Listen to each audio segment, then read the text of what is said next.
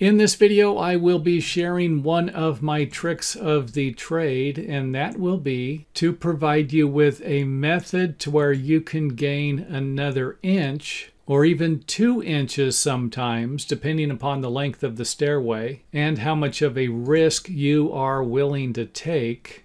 Because even though this particular stairway is going to be 1.25 inches shorter and use the exact same size treads, it won't have the same tread run, individual tread run, and it won't have the same overhang because we're going to be subtracting 1/8 of an inch off of the individual tread run. And that might not meet your local building codes. And of course, for those of you wondering, why would I even suggest this then? Well, that would be because it worked for me plenty of times in the past when I had to help the architect out because there wasn't enough room. I couldn't move the stairway in this direction and I couldn't move it in that direction, and we couldn't move any other part of the building. And most of the times the building inspectors didn't catch it because the stairway was still comfortable to walk up and down. So use this at your own risk. I'm only sharing it with you because there are a lot of things I learned about creatively adapting or constructing stairways when no other options are available. So again, I'm taking 1/8 of an inch off of the individual tread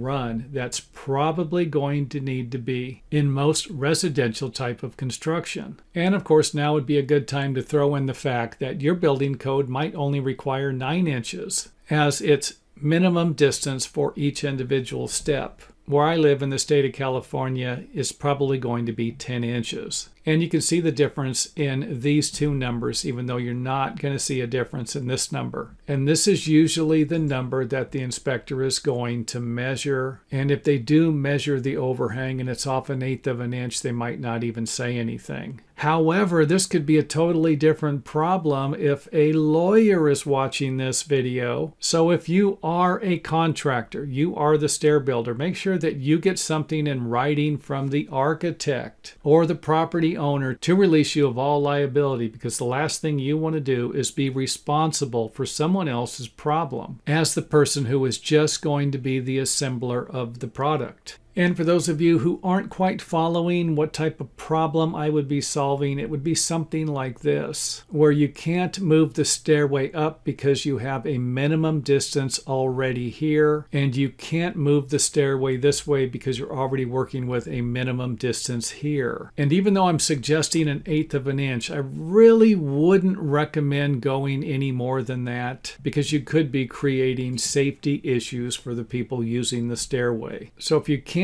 move the stairway this way because of the minimum distance, and you have a wall here that cannot be repositioned or moved to solve your problem, along with a wall over here providing you with a minimum distance, for example, of a hallway that might be 36 inches. And they're not going to want to see the nosing of the stairway encroaching into this area. Then something like this might be your only option, especially if you're dealing with stairs in tight spaces.